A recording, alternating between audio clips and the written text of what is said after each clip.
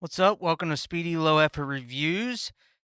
And this time it's Better Call Saul. I actually didn't see when I watched it.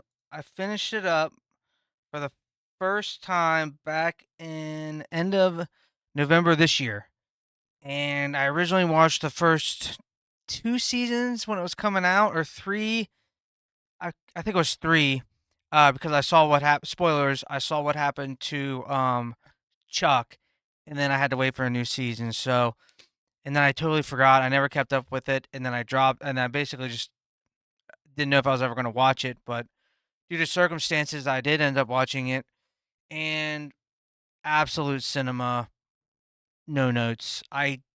There's nothing. This show is I mean, I would, I would put it up there with Breaking Bad. It's why isn't my shirt? What's going on? The quality is every bit as good as Breaking Bad. They're on equal footing. Maybe not as much danger, I guess, or high, as explosions. That's or in graphic content that's in Breaking Bad for reasons. We're dealing with a lawyer here, but still, the stuff that Saul gets into or Jimmy gets into is it's such a great, great story into how he became Saul, and just the inner turmoil that he has to deal with and how he just shuts it out. Speaking of which, based spoilers from here. I mean, it's all spoilers. Basically, I loved how as soon as Chuck died, I remember that time when oh god, what's his name? I've forgotten. Uh uh oh, it's on the tip of my tongue. Howard. Howard comes over and basically says, it's my fault, Jimmy, and Jimmy's like, oh, okay, yeah, it is your fault, Howard, and I just remember just all the guilt that Jimmy's been feeling up until that moment. He just shoved on Howard, and he was free to go from then on. It was so great. This again, just like Breaking Bad, it's so character driven, but at the same, they're trying to get from point A to point Z to show this transition of this character and how he became what he was, and it's all the puzzle pieces that had to fit in to make it work. The end season 6 was just insane. I mean, it was just a full a full hurdle. I mean, every episode, boom, boom, boom.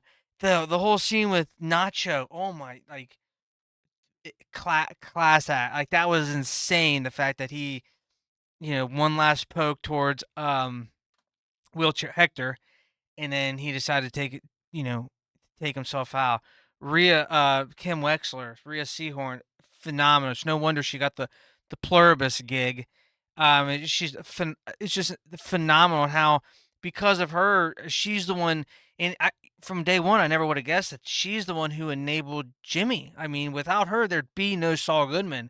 And which crazy during that flashback, without Saul Goodman, there'd be no Walter White or Heisenberg. And oh, I mean, just how they built up Jimmy's past. i- It's just amazing how they did all these little intricate moments of him. Why he decided to study law because of Kim and or okay, correct me if I'm wrong. I thought it was Kim.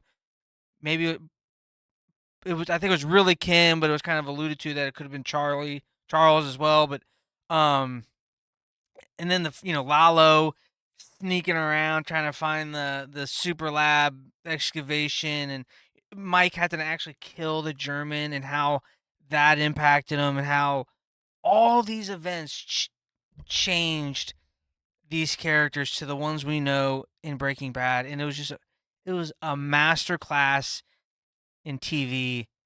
It was just incredible. Gus was just incredibly intimidating.